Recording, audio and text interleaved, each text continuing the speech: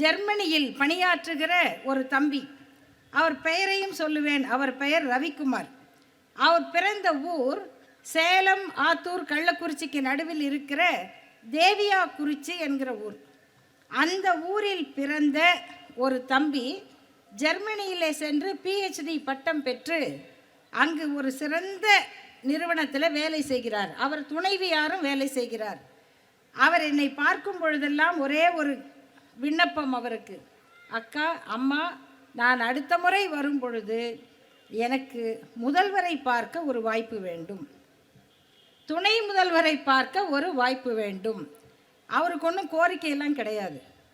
நல்ல வேலையில் இருக்கார், நல்ல சம்பளத்தில் இருக்காங்க. திருப்பி வாங்கன்னா கூட வந்துட மாட்டாங்க.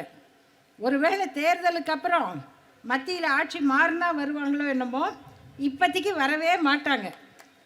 அவருக்கு என்ன கோரிக்கை இருக்க முடியும்?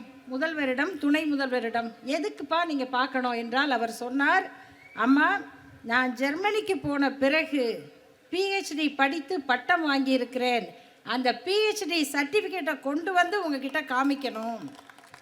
இது திராவிடம் எனக்கு கொடுத்த தகுதி, திராவிடம் எனக்கு கொடுத்த வாய்ப்பு. இதை நான் முதல்வரிடம் சொல்ல வேண்டும், துணை முதல்வரிடம் சொல்ல வேண்டும் என்று கேட்டார்.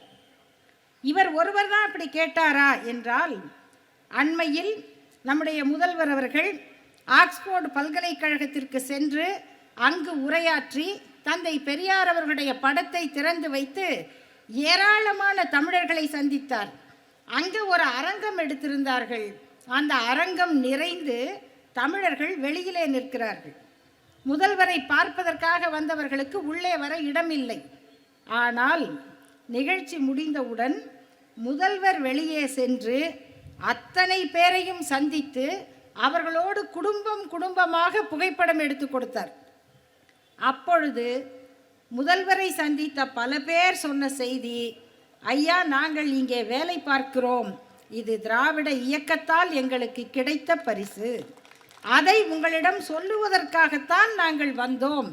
இப்படி நான் படித்தேன், நான் உயர்ந்திருக்கிறேன், திராவிடத்தால் உயர்ந்தோம் என்பதை சொல்லுகிற உள்ளங்கள் உலகம் முழுக்க இருக்கின்றன என்றால் அதற்கு காரணம் நாம் அறிவை வளர்த்தவர்கள், அன்பை வளர்த்தவர்கள், வெறுப்பை விதைப்பவர்கள் அல்ல, சண்டை மூட்டுகிறவர்கள் அல்ல, கலகக்காரர்கள் அல்ல.